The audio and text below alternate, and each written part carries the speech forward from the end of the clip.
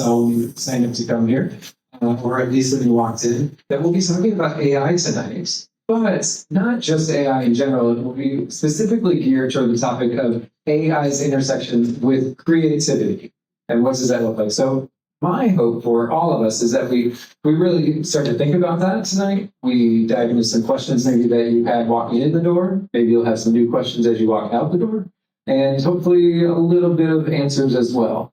And so that all said, our first order of business, we're going to go down the line here. You can see pictures and titles on the screen. I'll ask everyone to share your name, your title, but really, how does AI, why are you here? What is the realm in which you are talking about AI in regard to tonight's conversation? So with that, I'll turn it over to Dr. Sheep. Great, I'm going to go first. All right. Mathew Sheep. I am Associate Dean of the Luther College of Business here at Florida Gulf Coast University. I've been here since 2017, came from Illinois State University, where I spent 11 years prior to that. My duties in the College of Business mostly are for our accreditation efforts, which are many, and I also do a lot of software work. I'm still active in research. I'm active in all kinds of other things of the normal academic. I'm a professor of management as well in the management department. I came here as the department chair for management. My interface with AI and creativity basically is my research really took that direction about 3 years ago when I started really looking into how AI interfaces, the human AI interface, basically. Humans, AI, there's been so much research along that line now, it's just exploding. When I first started, there wasn't much. But it has come, so the AI-human interface takes you in all kinds of directions. My interest is in human behavior in the management field. So what is the human left to do when we have AI? That's the big question, and a question that people have wrestled with at institutions such as MIT. They've done some great research on this. We can talk about that later. But creativity is one of them. It's one of those areas that was heretofore thought the sole domain of the human. AI can't do creativity. That's humans that do that. But as we'll find out tonight, that line is getting a little bit more blurred than perhaps we had imagined to begin with, and it's changing very fast. So I also do AI and identity, AI and human agency, lots of other things, but we're talking about creativity tonight, and I think you'll be fascinated with some of the ways that these intersect with humans and AI working together to do that.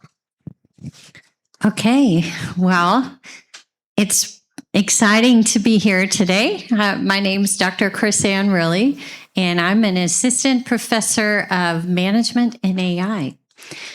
And something that's really cool is Dr. Sheep actually hired me here at FGCU 8 years ago.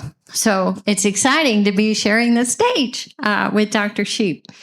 So the reason that I'm here is my research area is in artificial intelligence and ethics. And I wrote my dissertation back in 2020 on the ethics of AI. And there were some people that said, no one is going to ever be interested in the ethics of AI. And here we are 5 years later. AI ethics and governance is a very hot topic. So my research has resulted in a very strong research stream. One of the areas I do look at is creativity. So I look at it in the context of the workplace. How can people be creative when it comes to using AI? And there's a whole piece related to that. I've done a lot of public talks. I've shared the stage with some attorneys. We've looked at intellectual property and how you go about protecting your intellectual property. So I'll be talking about that this evening. But definitely creativity is important in the workplace, and people need to learn how to work and partner with AI. And I think people can still be creative even in this day and age of AI.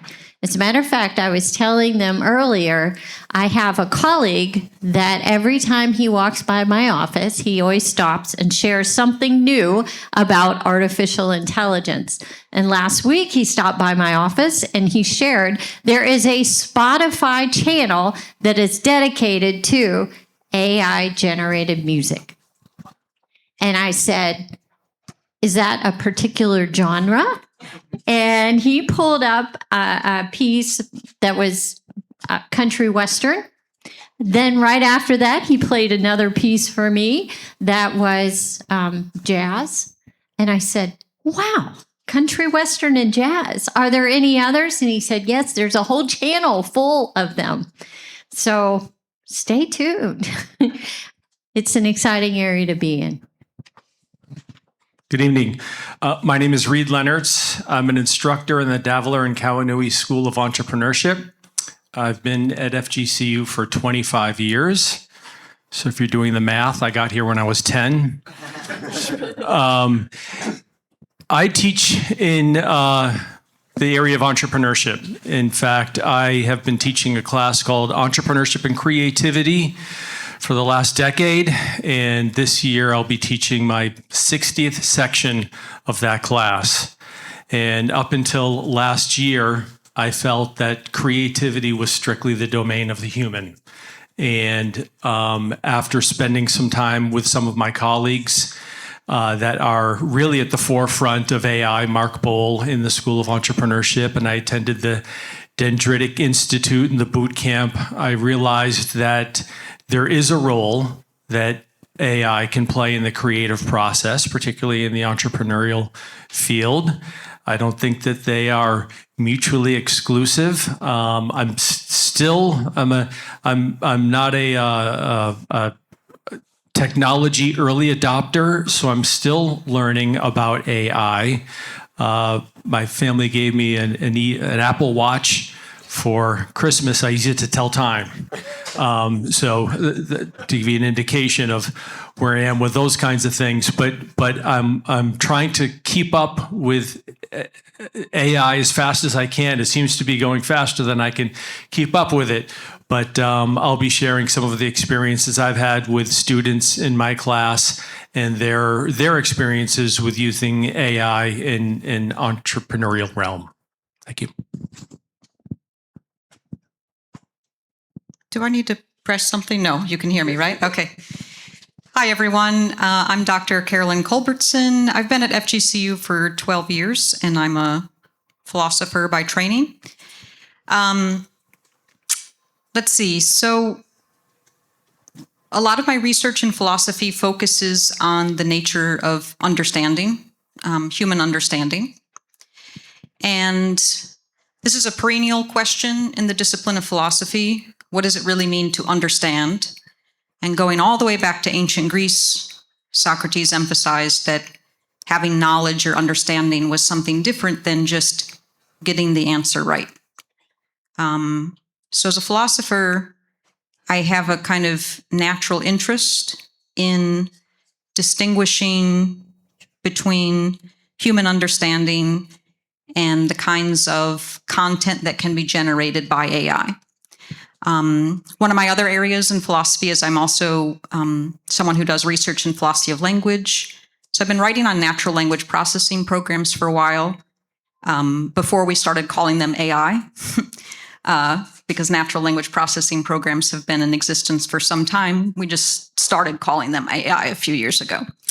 And one of my interests is in how natural language processing programs produce something that is significantly dissimilar from human meaning.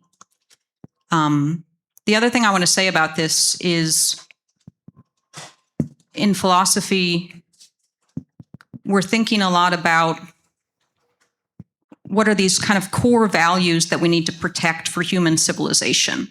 One of those, for me and for many philosophers, is human agency. Because I deeply believe that our conception of human dignity is bound up with thinking of ourselves as autonomous thinkers and autonomous agents. And so I worry greatly about some of the narratives about AI that are diminishing the value we place in human autonomy.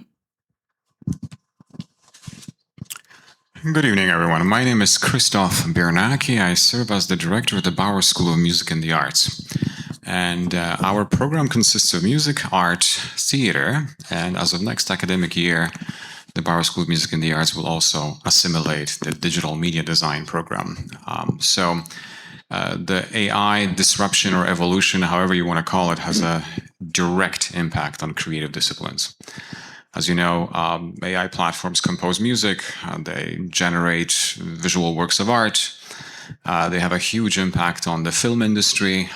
There is quite a bit of conversations about AI impact on fashion industry. So it composes, it draws, it writes, it creates any form of large language, for example, in script writing in theater. This directly affects our disciplines.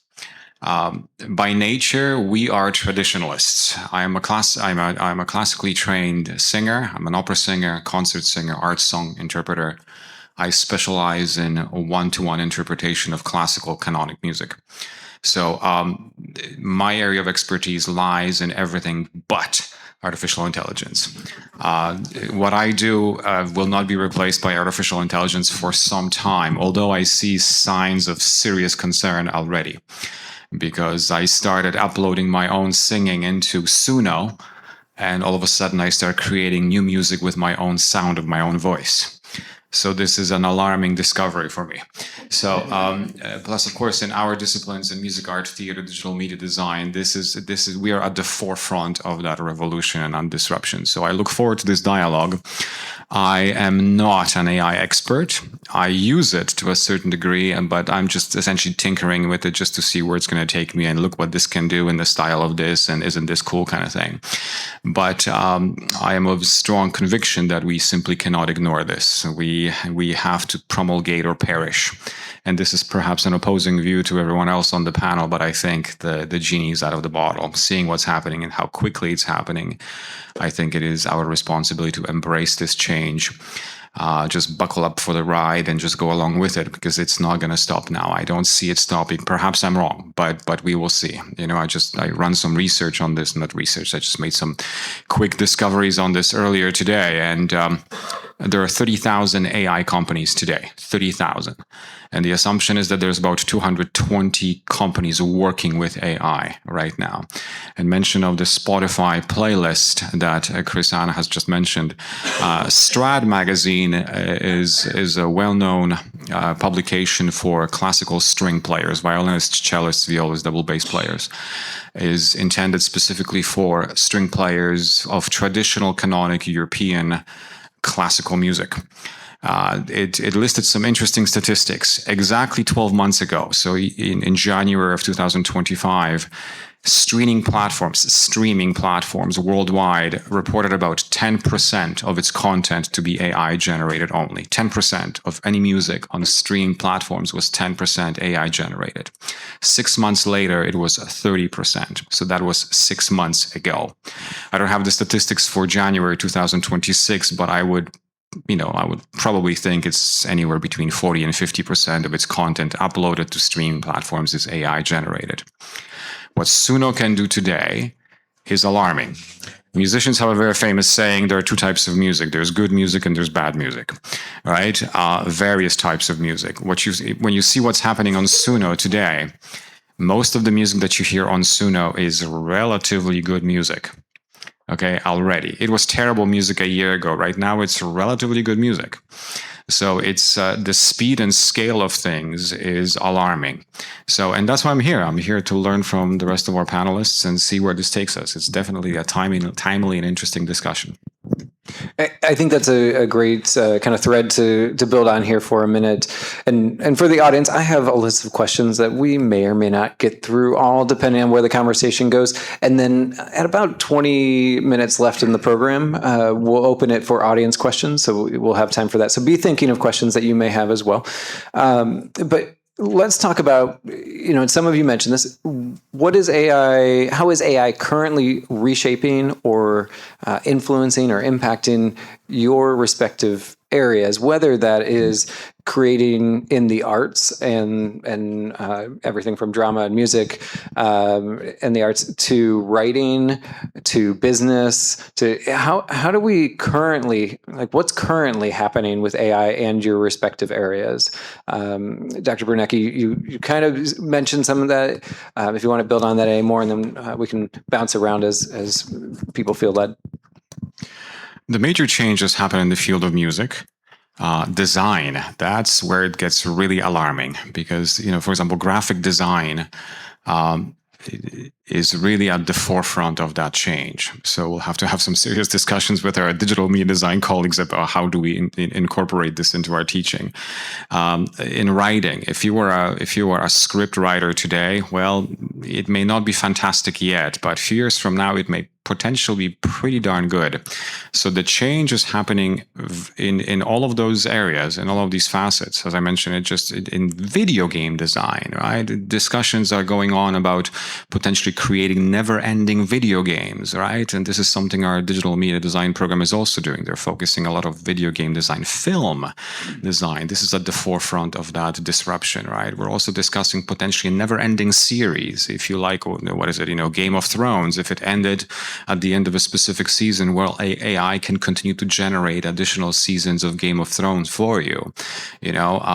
So the major change that we still see is contained within a screen or a printed format. And I think that's still where this technology is contained. Everything that it does right now essentially is within a screen, right? It's in a computer, it's on an online platform, or it's printed on some surface, or it's printed through a 3D printer, right? It still cannot dance. Thankfully, it still cannot sing in a choir. It still cannot play a violin, thankfully, in my traditional disciplines. But 10 years from now, it's hard to tell. In video, that's where it gets really alarming. And I'm not sure if any of you saw the lecture of Jose Antonio Bowen yesterday. He's the author of Teaching with AI. It was exceptionally interesting. And he started the lecture with video projections. And he did say that the days of, human beings on videos with 6 fingers, those days are over. Those will never come back. And, we fixed that a long time ago. So saying, oh, yes, but there's a human being with 6 fingers in the video. Those days are over. It doesn't happen anymore, right? So it happens on all of those creative disciplines. The impact is enormous. Please jump in as you see. I'm interested if everyone agrees with that so far. I'd also love to hear kind of from even the classroom writing perspective when students are writing papers, or what does this look like currently? What are we seeing? So one of the areas that I'm seeing, at least speaking from the classroom, is images. Gemini, I'm finding this out. I actually learn a lot based on how my students are utilizing AI.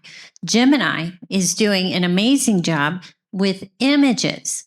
So I have my students in class regularly draw flow charts and fishbone diagrams. I have them draw things in class. Previously, I used to bring in some crayons. I actually have a box of crayons sitting in my office along with some blank paper. And I would oftentimes give them a piece of writing and tell them, please draw using these crayons. Please draw a mind map or a concept map, and then we're going to talk about it. And we're going to discuss how these ideas are connected. There's creativity embedded in that process. Well, now we're using Gemini to do that. Gemini's doing a really great job. So in terms of drawing, Gemini's doing well. One of the other things that I'm seeing in terms of writing tasks, I've had my students, like I think about the spring of last year, I wanted students to be able to compare and contrast the writing capabilities of AI. So I gave them a writing prompt, and I had them sit down into groups of 4 or 5, and I said, I want you to take that prompt, and I want each person on the team to select a different large language model. I want one person to use Gemini. I want one person to use Copilot. I want somebody else to use Claude and someone else to use ChatGPT. And if there were more people, we might throw in Grok, or we might throw in another Perplexity. And they would feed the prompt into the AI, and then they would discuss, they would discuss the results. And interestingly enough, it was consistent across all the teams that Claude had the best writing style. So the students and I actually agreed with them. I use Claude quite a bit in my own, not for writing academic papers, but just for my own writing. And Claude actually works really, really well. It has a nice writing style. If you interact with Claude quite a bit, it can begin to adopt your writing style. That's where it gets a little hairy in terms of ethics.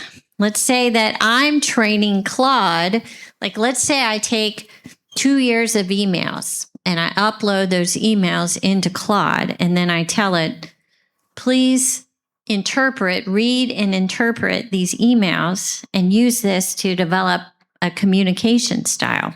And then I'm going to give you a task. I'll give you a creative writing assignment. Let's go ahead and write it and see if it mirrors my writing style. And it does. So in that context, what does creativity look like? Was I being creative in the process, thinking about I'm going to upload my emails, I'm going to train Claude on the creative process, and then I have to produce the prompt, right?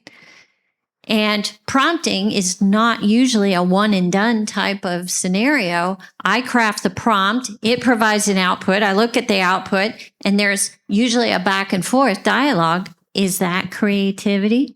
I would argue it is. And then let's say I review the final result and I decide to make some edits to the final result. I would argue that's creativity. If I could just add to that, two observations. And the first one is relative to another course I teach called Founders Dilemmas. And the writing assignment that each student turns in each week is a posting based upon the book Hangry, which is the founding of Grubhub by Mike Evans. And I pose a question each week, which the students need to respond to. It's very easy to tell when students have used AI because the answers are always wrong.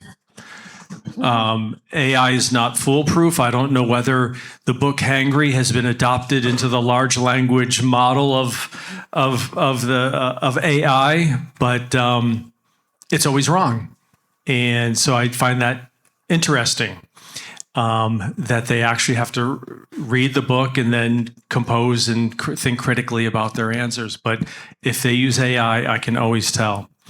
The second thing is, a few weeks ago, we did an activity where I work with students on human-centered design, meaning trying to find innovations that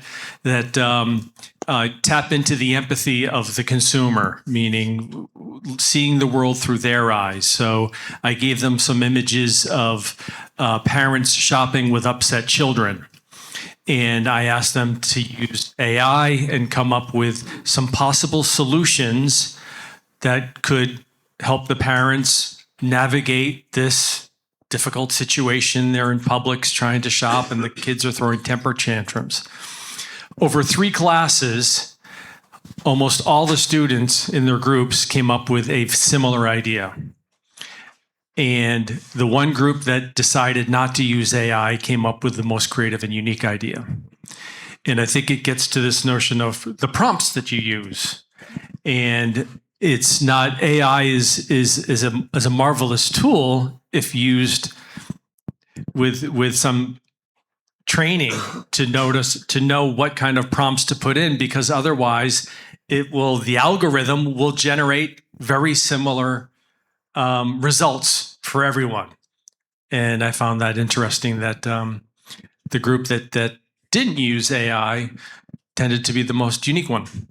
And just to hear a little more of that story, are you encouraging that so that they can see the difference, or is that a red flag that you are trying to steer around? No, it was an option that they had. Most of the students like to use the AI, and it does help generate ideas and help them overcome the blank page dilemma. Where do I even start with this? If you just get into AI, it starts giving you ideas.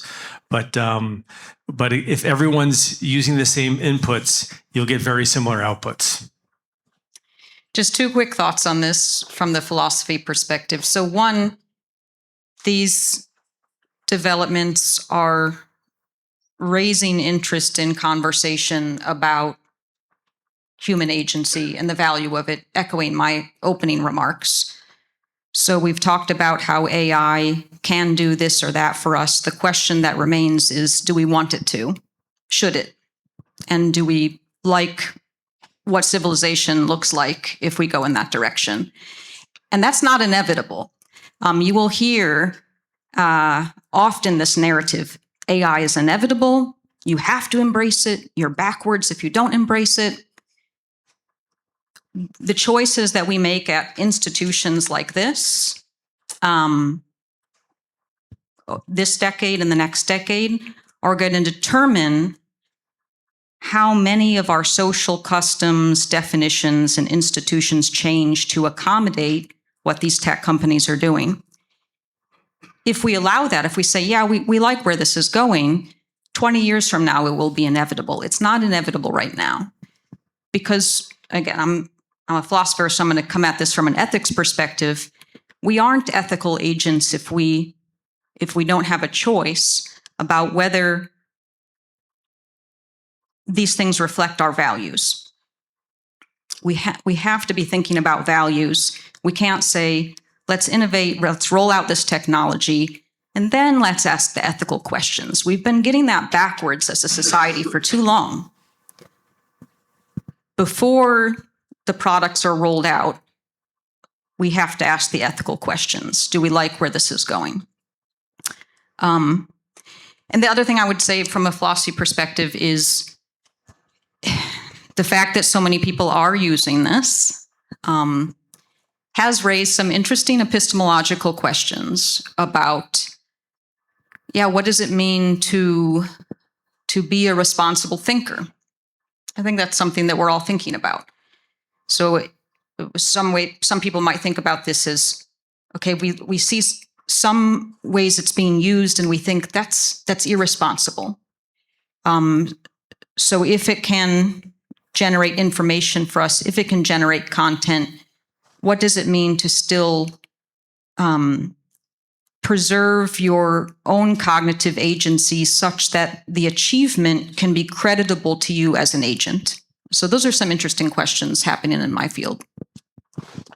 I'll follow up with the business perspective, because we are doing a lot of things in the College of Business with AI, because one big reason is because our accrediting agency, AACSB, for actually many years has had a requirement that we integrate, quote unquote, integrate emerging technologies across all of our curriculum.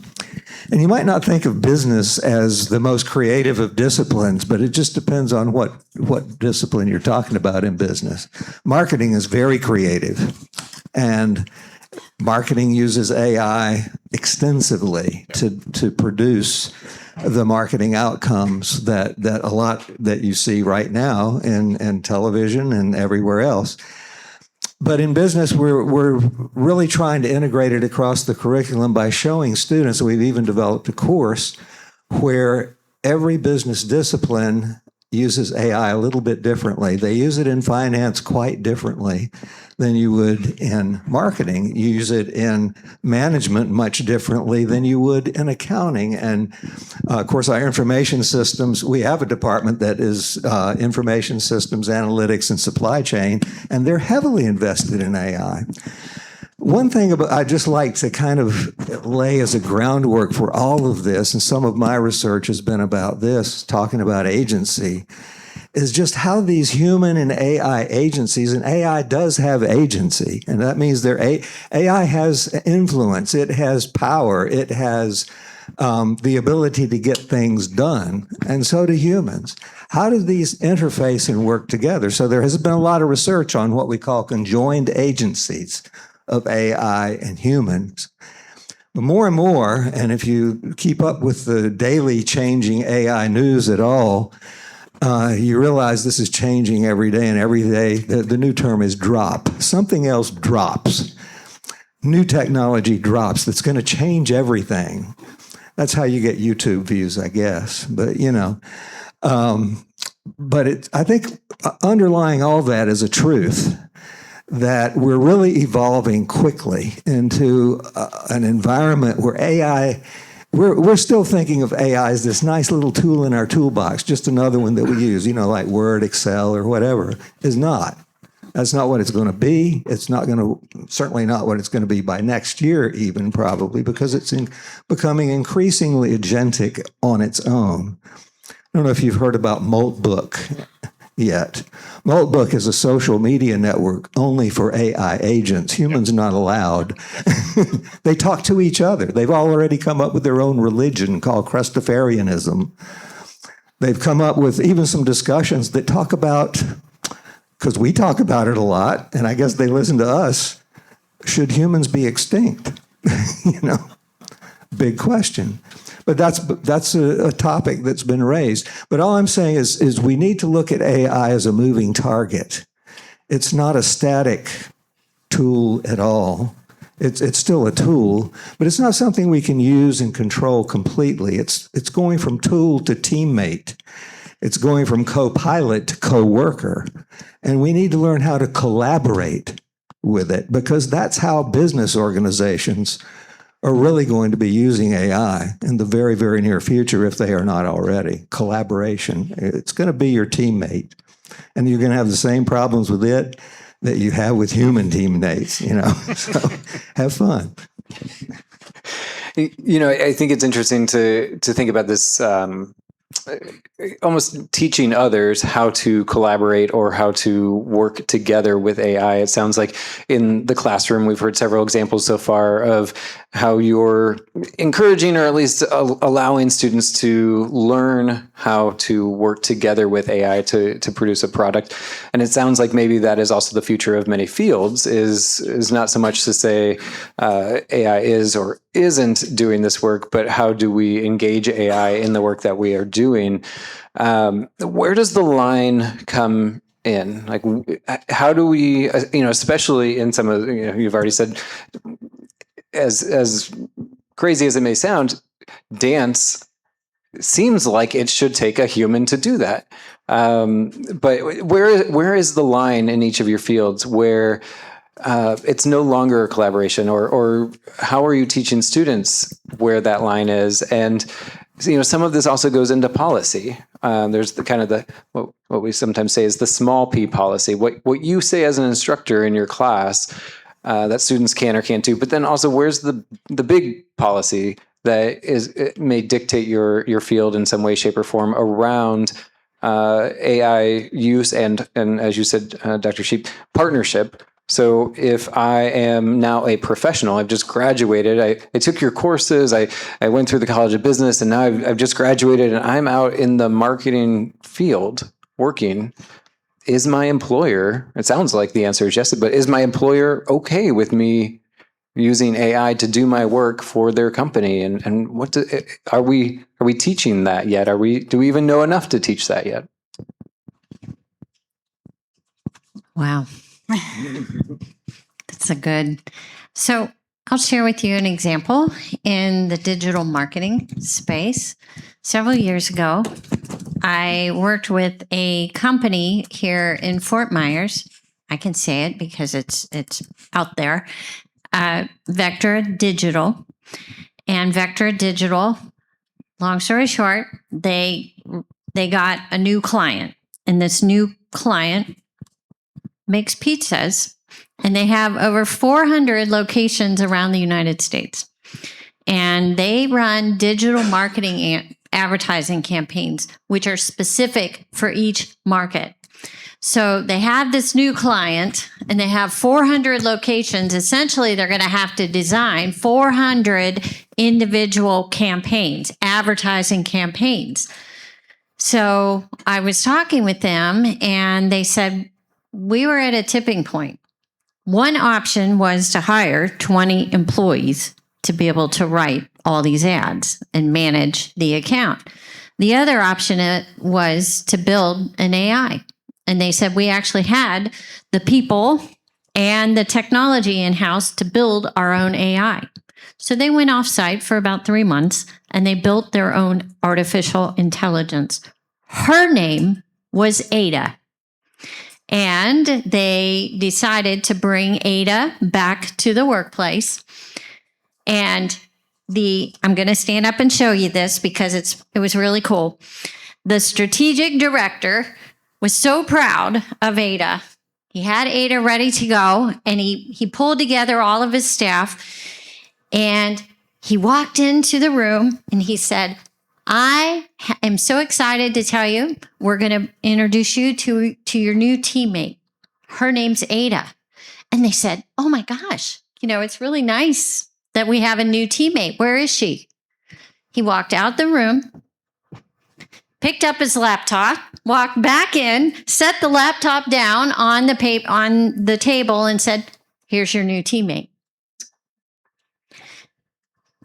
Most everybody looked and said, what's she going to be doing? Is she going to take our jobs? He said, no, she's not going to take your job. She's going to be a helper. She's going to start by managing the budgets for all of these 400 different locations. And when she proves herself, then we're going to have her start to write ads, Facebook ads, for all of those different locations. And the staff worked with her and they actually loved it. It freed them up from doing some of the dull, boring, mundane work. And instead, it freed them up to actually be more creative. And they started collaborating. And Ada, this was right before COVID, actually. Once COVID hit, Ada was already writing ads. And when a lot of businesses had to close down, they were able to continue actually growing and expanding the services that they provided to their clients. So if you talk to them, they will tell you Ada helped them to get through COVID very successfully. So Ada was a great partner in helping them to be creative and to come up with a creative solution for their clients. Carolyn, I see you wanting to say something. I'm excited to hear what you have to say. Yeah, sorry. That's my students always say, your facial expressions. I had some thoughts on that because it sounded like 20 people didn't get hired to do that job, though. They didn't. Okay, but back to my comments. But they weren't fired. Yes, okay, fair enough. So where do you draw that line? That's such an important question. Obviously, it's something I care about. When there's questions of merit on the table, when we have to credit someone for an accomplishment, we have to be very clear about where we draw the line. Here, it might be helpful to think about an analogy with like professional sports. We know that performance enhancing drugs. If some athletes are using performance enhancing drugs, we don't credit them the same as those who are not. In that kind of field, we have to be very clear about what kinds of assistance are too much assistance, right? It's the same in academics. So that question is about what are we valuing?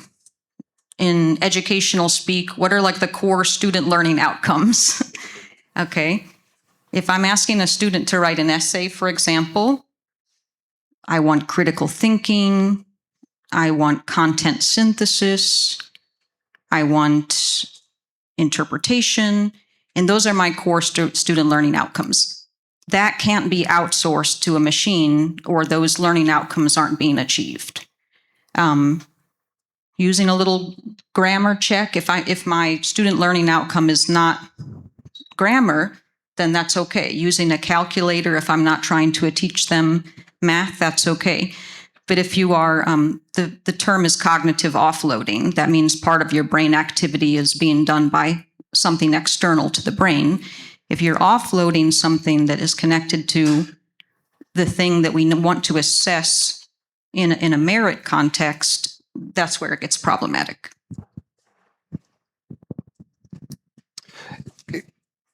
Did you want to share something on that? Yeah. I want to come back to this cognitive offloading, but if you have a comment, go for it. Transparency is key.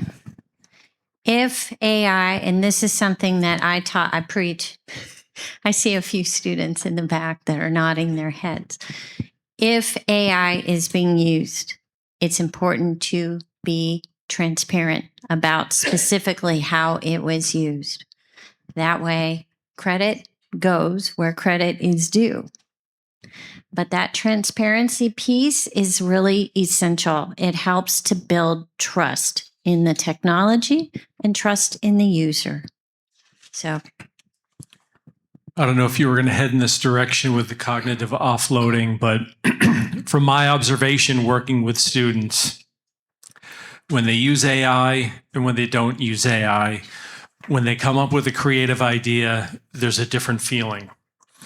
Meaning, when AI generates something, it's an output, and it's interesting.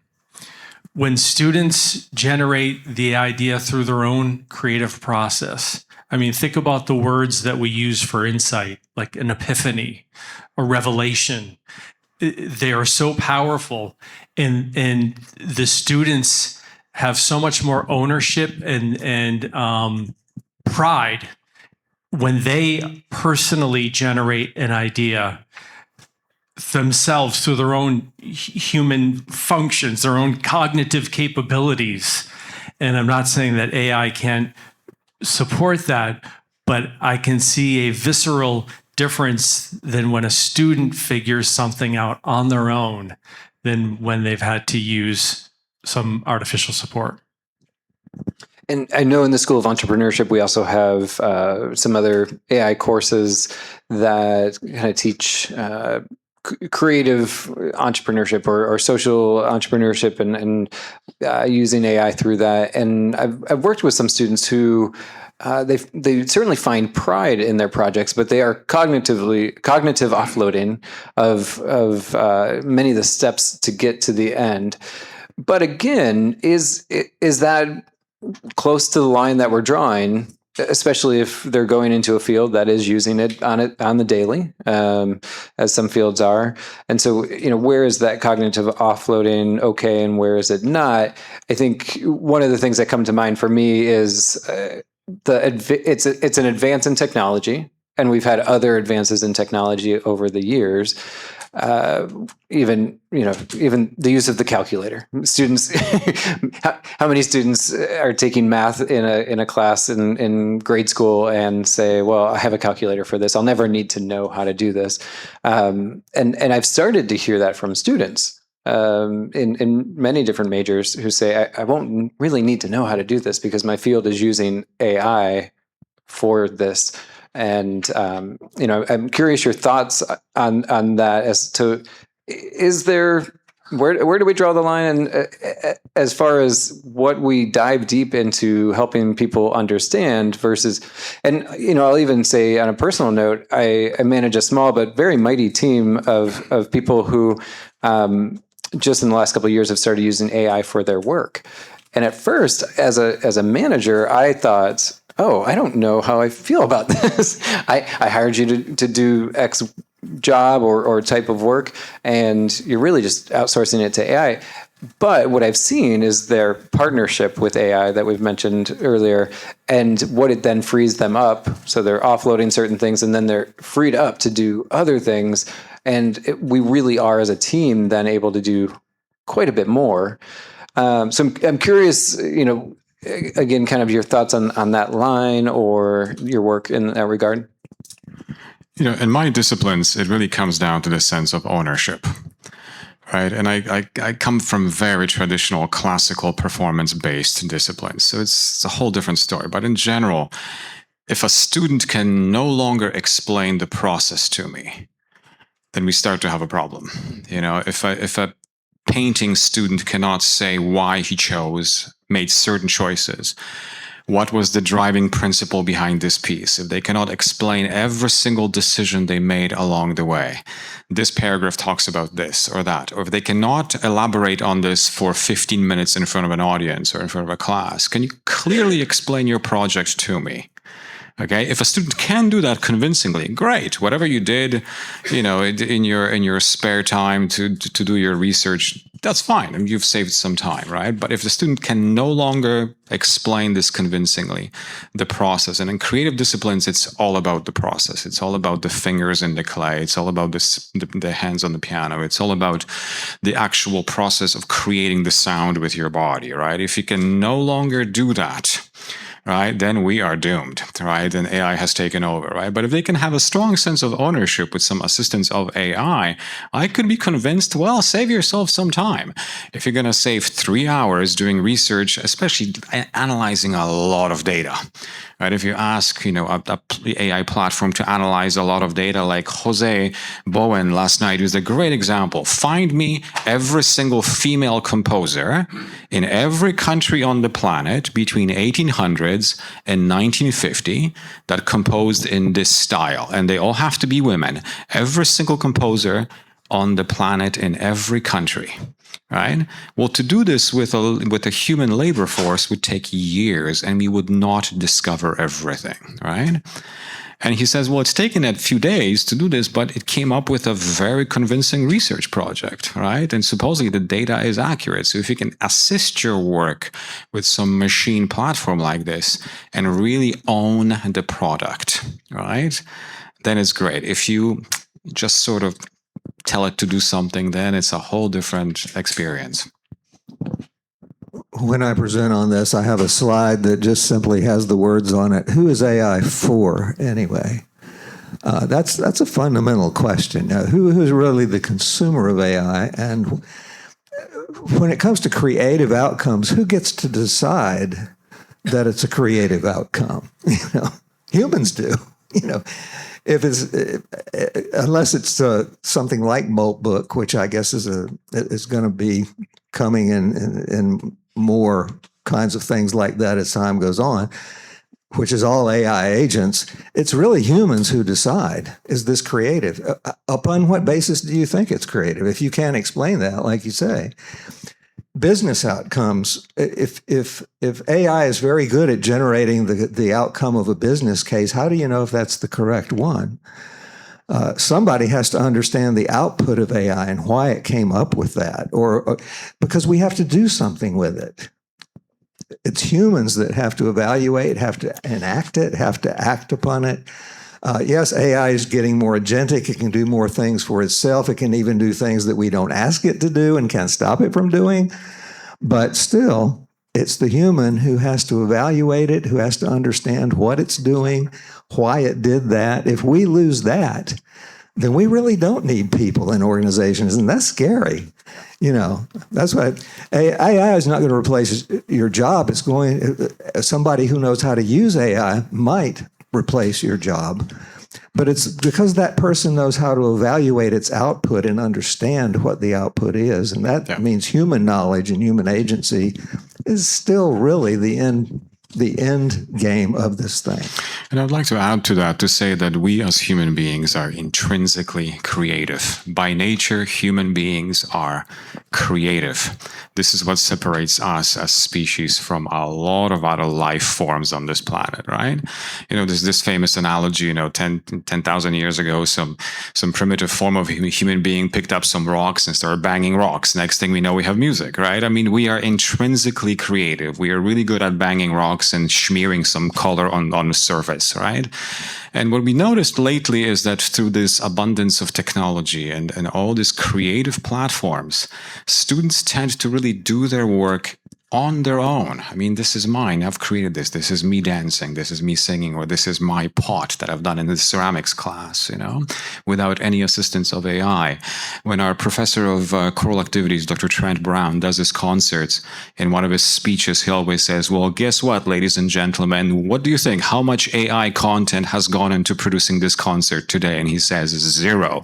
And this is what makes us special, right? Because human beings are intrinsically very creative. This is what separates us from the rest of the species. So we will always aspire to this form of creation, of creating something new, of creating some artifacts or ideas or solutions or projects or concepts, because this is who we are.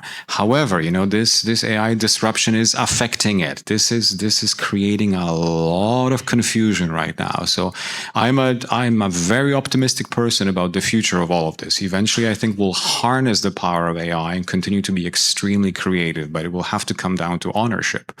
We will have to own the product. If we assist it through AI, great, save some time and save some effort. It's like saying, I'm not going to use heavy machinery and I'll lift everything by hand. That's just stupid.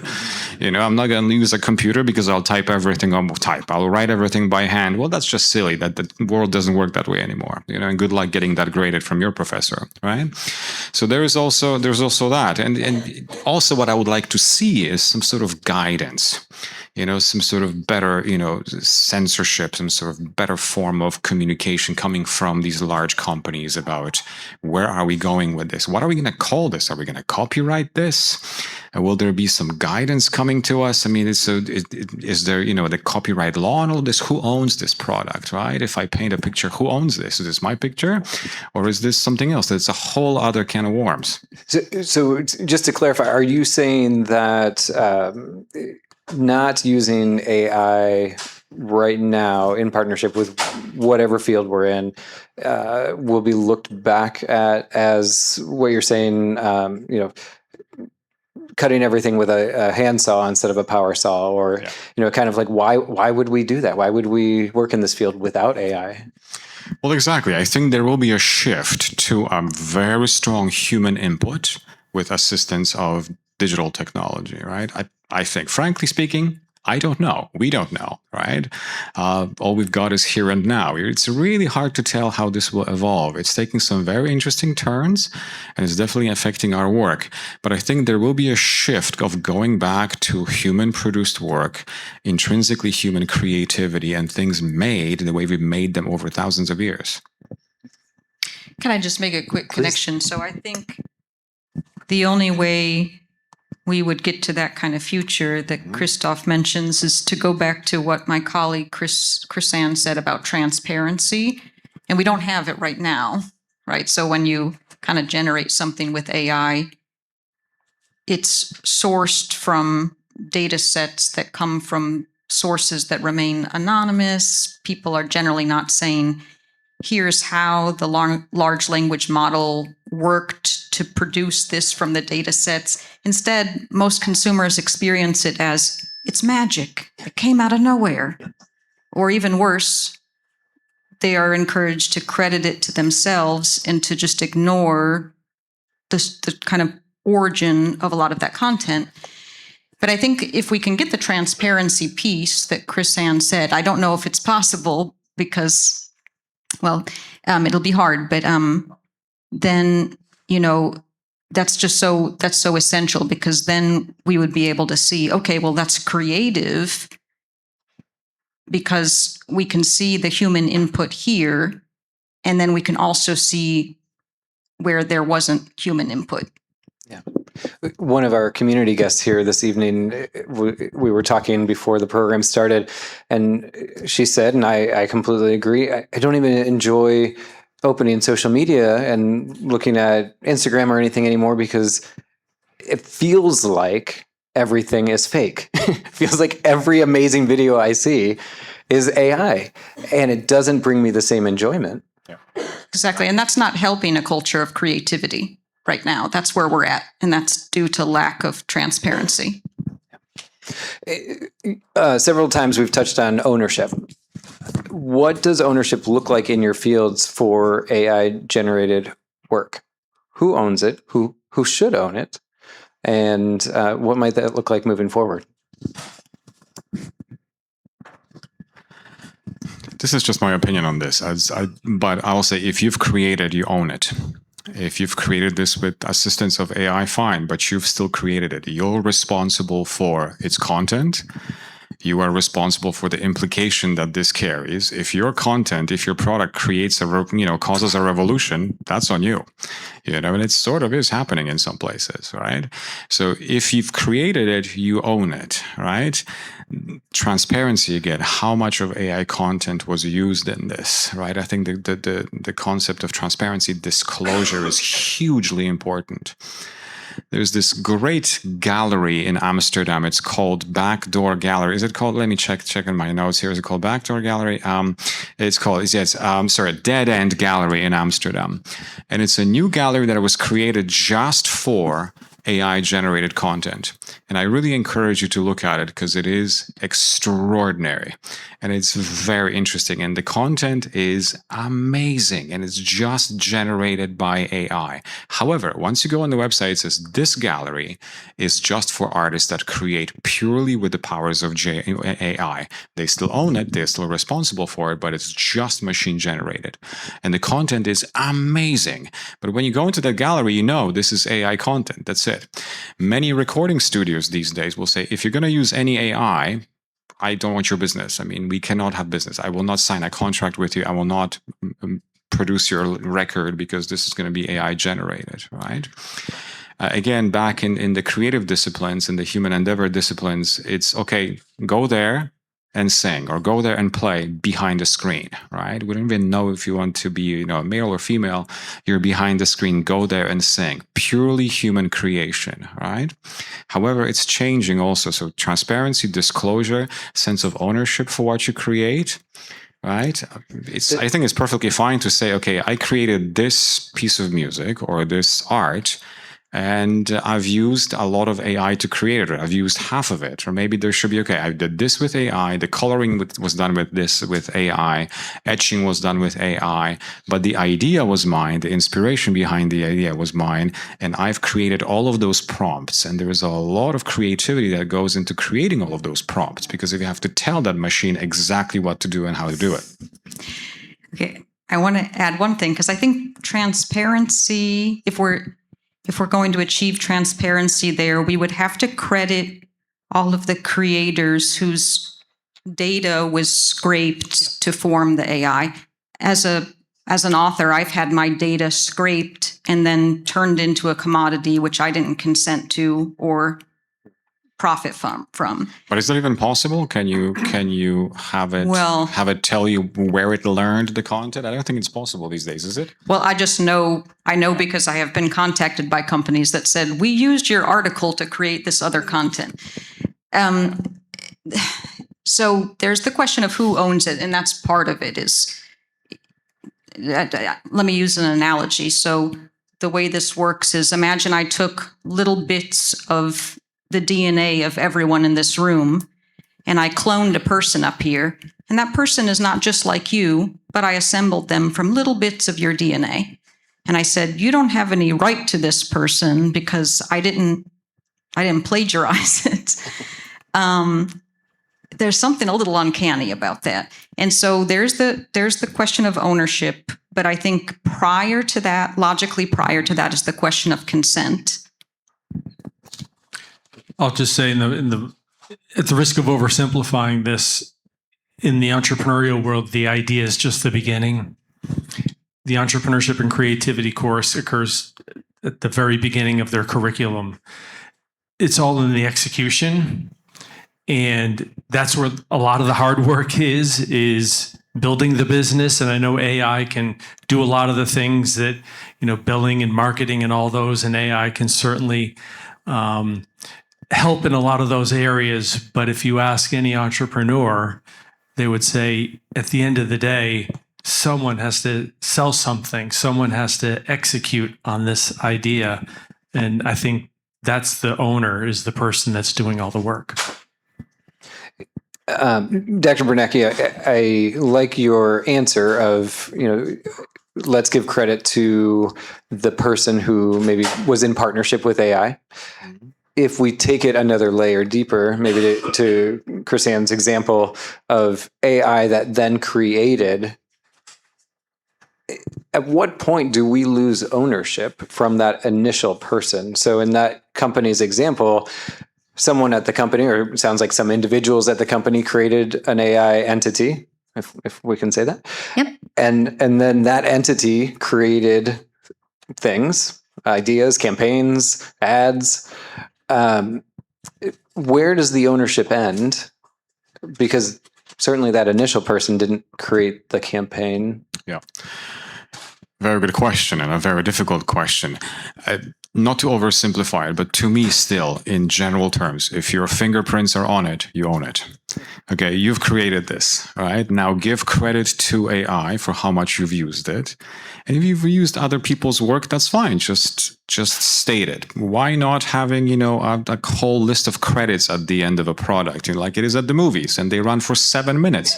And every camera assistant and every makeup artist and every single stunt person is listed on there. Why not? We do this right now for movies, right? We never watch them, but if we want to, we certainly can, right? So just state how you've created your work and take ownership for your work, and then the implications of your work, right?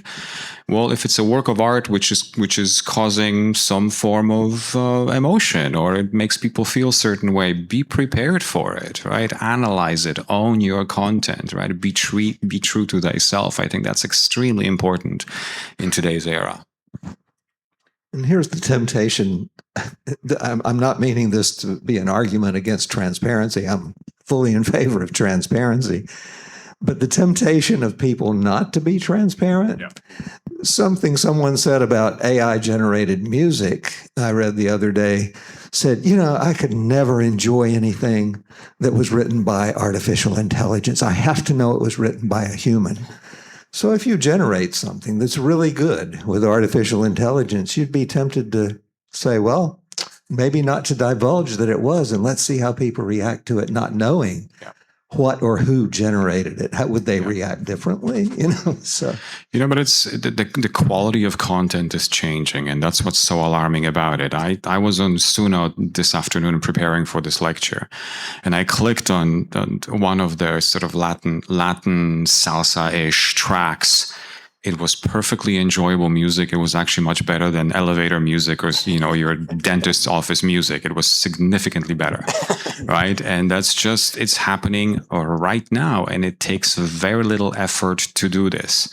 So I would be a big proponent of taking ownership of that work. I did this, What I'm trying to do with my own work right now is I have about 30 years of recordings of myself singing. And it's on stage, solo, with orchestras, with piano accompaniments, but mostly I have about 30 years of sound records of me singing alone in a practice room.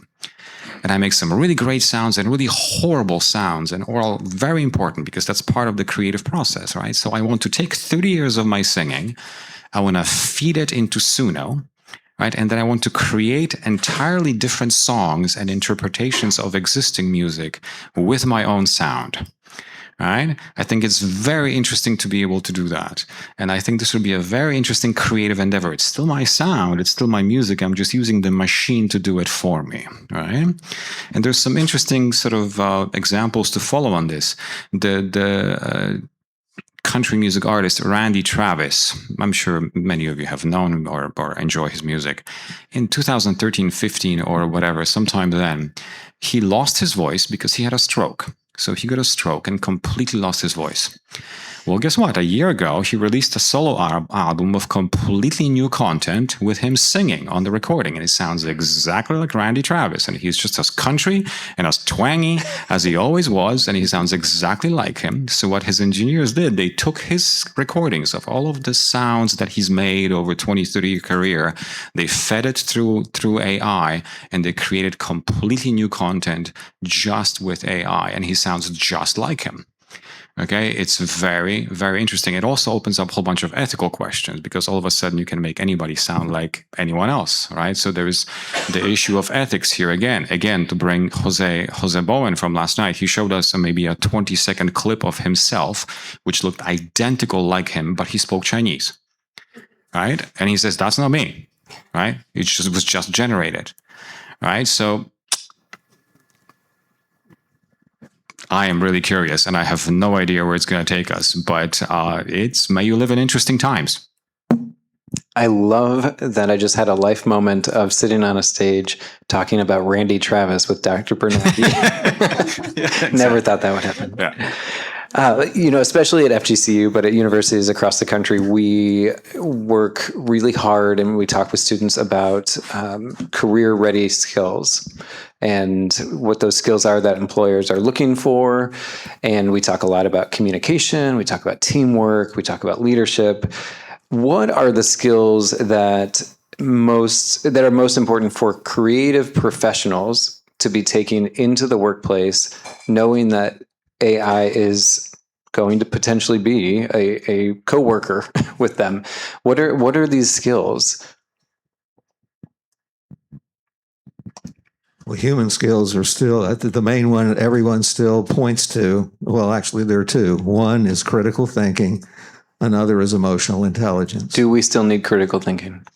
Well, I read there was a really good article I sent out to all of our faculty today, actually, from AACSB, our accrediting body, that basically had a pedagogical idea that what you ought to do at the beginning of the semester is have what they called a technological timeout.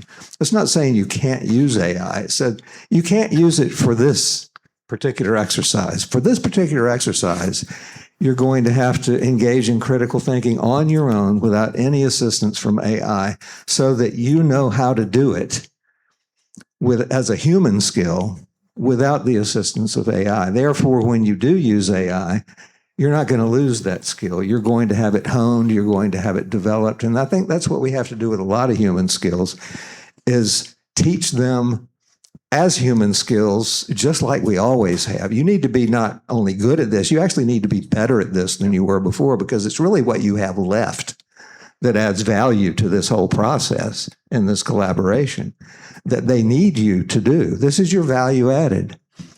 And so I thought it was a pretty good idea. Critical thinking, emotional intelligence, still things that AI, you at least need to have those to work with AI. Oh, go ahead. Just to say, I mean, if you teach undergraduate students, we're also working with human beings who are still very much cognitively developing. It's still cognitive development, still social development. And that's very germane to this discussion, because these core intellectual habits, critical thinking, emotional intelligence, they're not just there automatically from the beginning of life. We learn them, and the education system historically been essential to how we learn those things. And so, yeah, career readiness, but we always have a dual mission at this university and others. We're also teaching those core skills, which also just make you a responsible citizen and a responsible thinker. And so, yes, I think we would all agree that those things, the teaching of those things, can't be cognitively offloaded. That's the thing that we say, this is what we're valuing. And whenever we go to design a course or design an assignment, we're making sure that students are developing those things. And I think ultimately, no matter what we teach, if we teach philosophy, if we teach music, if we teach entrepreneurship, we teach humans through those disciplines. through music, I teach people to be better humans, to be better people, to be better at music, better human beings, to have a positive impact on the world. And I think that the sense of ownership, sense of integrity, sense of ownership, just focus on teaching great humans. And as an extension of that, they will be able to handle this technology better than we are, because we are not digital natives. I am not, but they are. And they handle this so well. So teach them those critical human skills. Be a good human first and foremost, because that's not going to change. Okay. You will never be a humanoid. You are just a human being. So teaching them to be just good people comes down to really the mission of what we do. And if we teach it through music, philosophy, or entrepreneurship, this is just a discipline, but ultimately you're getting to the core of that human being. All right. Oh, go ahead. Sorry. In addition to these skills, which I think are all really critical, I think a new skill set that we need to be teaching students is when and when not to use AI. And I think I would call that context awareness. Having that context awareness, AI does not have context awareness. AI is very good when you provide a prompt. It's very good at following the prompt, but it lacks context awareness. And I think if we can teach our students not only to be good humans, but to actually have that context awareness, I think that will really help them. And if you partner that with these other skills that have been mentioned, our students are going to hit the ground running when they leave here at FGCU. So I'm going to switch to our next slide here, which is an opportunity for you all in the audience to submit questions. So you can scan the QR code and it takes you right to a little box you can submit questions. Or you can, if you don't want to use a QR code, you can type in slido.com and the code number there, 394-2704.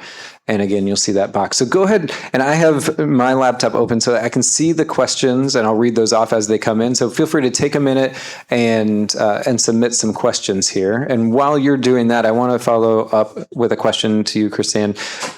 Context awareness, is that coming? Can we expect AI to gain context awareness soon? That's a ways out. Okay. It really is. If any of you have been following Claude over the past 2 weeks professes that they have introduced artificial general intelligence. I haven't had a chance to explore that yet, but they are stating they have come up with the first AGI. Now, those of us in tech are a little skeptical of that. But they have made public statements that AGI is here with Claude. But the rest of the technology providers are saying about 5 to 10 years out.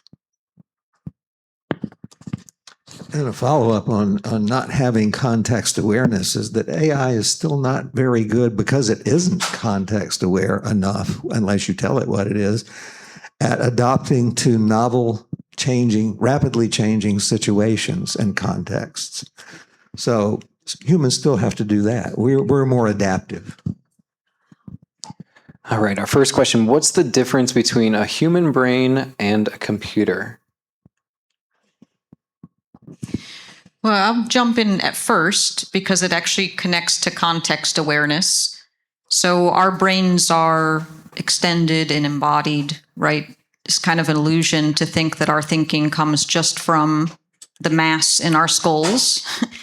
And so if you believe that cognition is extended in this way, then this is what allows me to be context aware right now, because I'm not just a brain.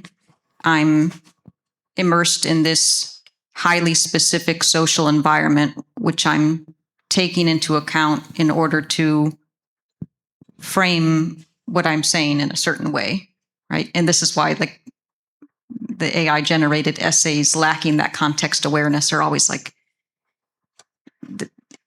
they're missing, well, but these were the discussions we were having in class. This is what this group of 12 people were talking about. It's always like from nowhere. Would anyone answer that differently?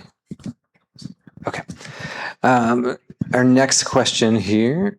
As a student, it is becoming increasingly more difficult to stay competitive without relying on AI.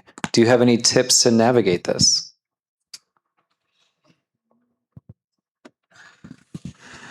Yes, help yourself with AI. Hey, use AI, but acknowledge it, right? Own it. When you submit your assignments, say, I did this part of the assignment using this AI in this format, and explain why. What was your reasoning for using AI? Was it an issue of time? Was it an issue of analyzing a large sets of data? Or you were just lazy and tired? Okay? And if you were, say it. Okay? And getting back to the difference between a brain and a computer, okay? Brain is an organic thing, okay? It will get tired.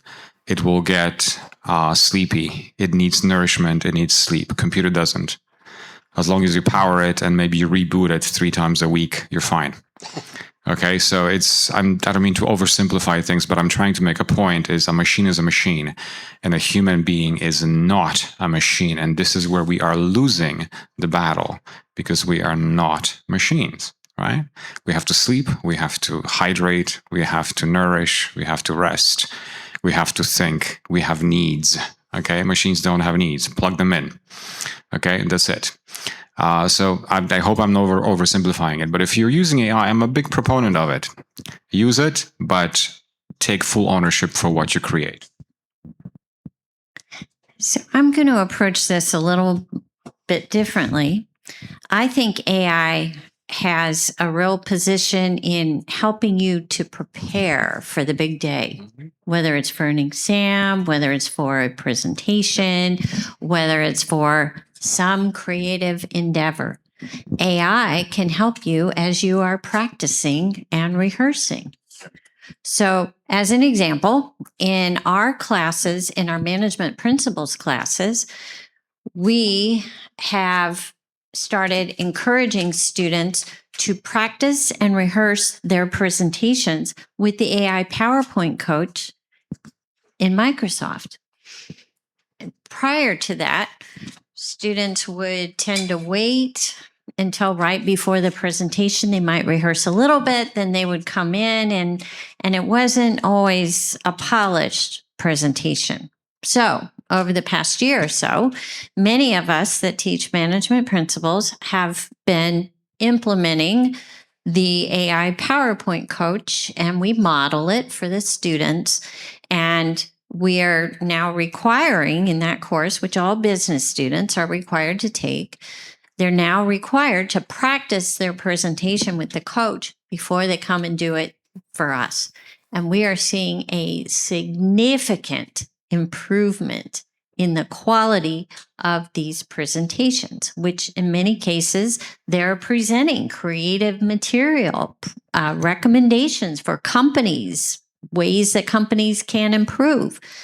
They're definitely improving, but the key is they're using the AI to help as part of that preparation process. And we are seeing really, really good results. Now, when they come in and they're doing the presentation in class, they're not using AI for that, but AI is a really good partner to help them make those preparations. So I would encourage the students to take advantage of the many different AI supports to help as you're practicing. One of the amazing areas where AI can truly change your life is language study.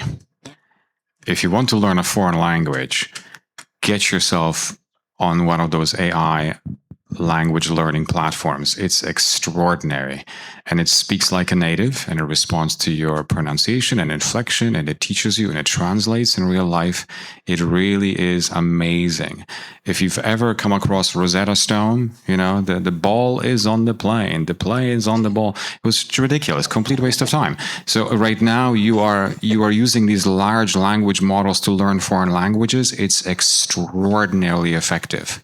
So there's a whole frontier of skills that can be acquired using AI that we had no access to. And of course, this translates into videos and tutorials. And I see what our music students are doing right now. For example, they record their lessons, then they feed it through AI, and AI tells them this was on pitch, this wasn't on pitch, improve this passage, improve that passage. And it types out a plan of rehearsals for you using AI tools, right? Well, this is effective practicing. This will make you better at this, right? So I think we really owe it to ourselves and to humanity to really give it a fair shake. Plus, I really start seeing the differences in people that do use AI and those that don't. And again, please remember that I'm the creative type. I'm a singer, okay? And I teach other musicians. I mean, we do music, art, theater, and I start to be a big believer in this system because I see the difference it can make in people's lives, how quickly they learn new skills. And I'm not talking about large language models where you just feed an essay into ChatGPT and submit it, at 9 a.m. because it's due at 9 a.m. and you need a new paper. That's just silly. And we know when it's written. And what's with the double dashes? Nobody used double dashes 2 years ago. All of a sudden, there are double dashes everywhere. How do you even type a double dash on a keyboard? Okay. You cannot. Can you type a double dash on a keyboard as a special character, right? I'm sorry? As a special character. Who knew, right?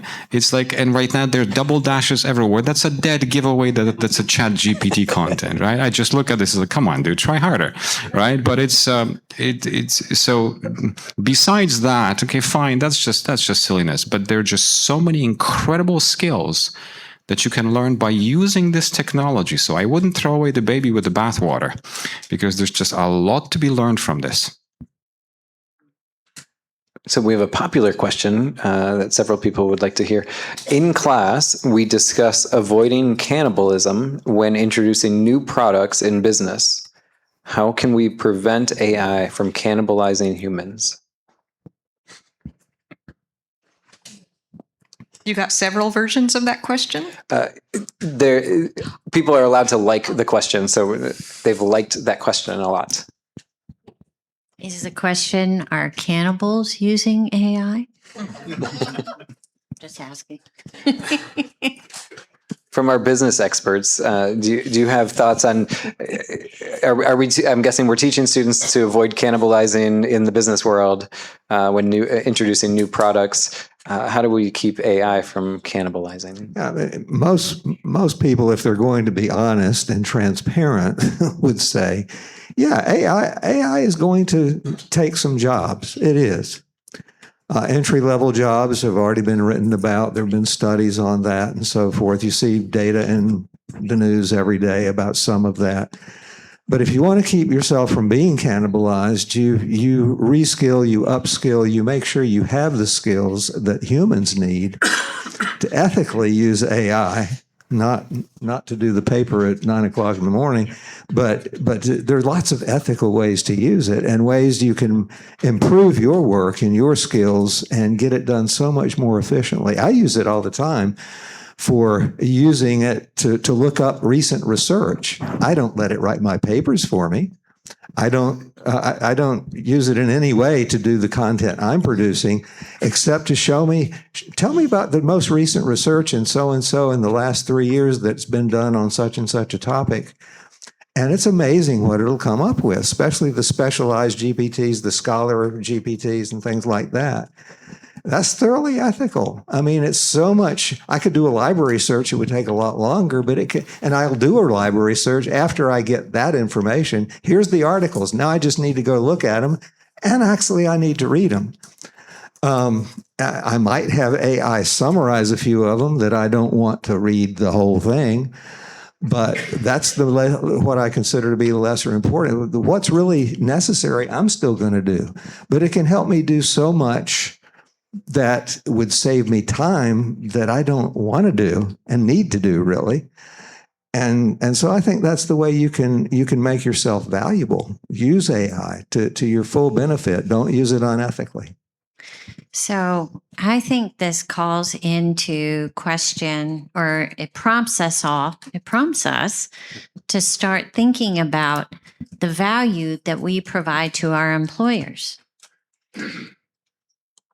In my class, I see a few students there. We've been talking a lot about performing a value analysis. Companies perform a value analysis.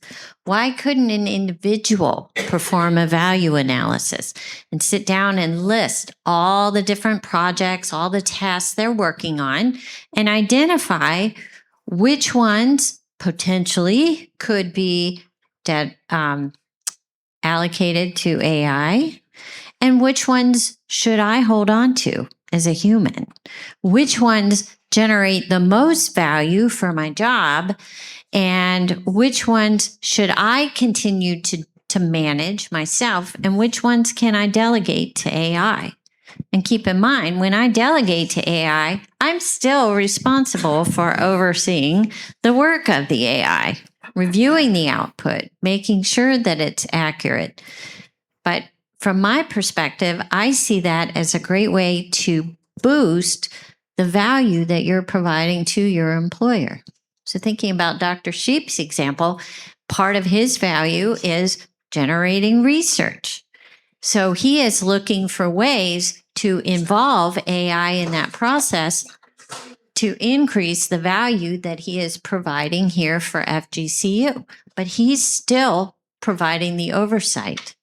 So I think performing that value analysis for us individually will help a lot. Excellent. We have 2 remaining minutes. In those 2 minutes, any final thoughts on this 90-minute conversation? Just one last thought, because it didn't come up. We've been talking about ethical use of AI, and FGCU is an institution committed to sustainability. So we would be irresponsible here if we didn't mention the environmental impact of AI.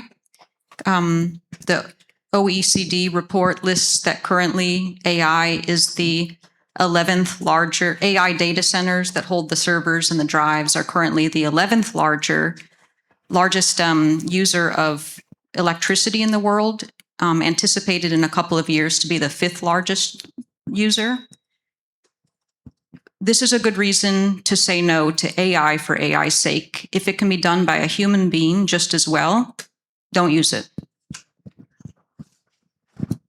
Any other final remarks? I think that's a really great point. And it actually touched on one of the questions we didn't get to that was submitted from the audience. Any other comments? I think this was a great conversation. Can you please give a big round of applause for our panelists?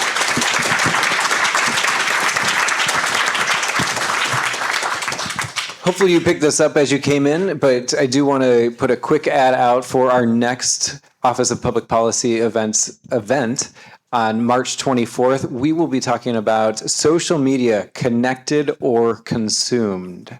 So please spread the word. Again, it's open to all students, faculty, staff, and all of the community. So again, huge thank you to our panelists for spending this time with us. And we just invite you to stay up here. We want to take a group picture. And then after that, I'm sure they would be happy to engage in any other questions that you might have that didn't get answered. So thank you for coming. Hope to see you on March 24th.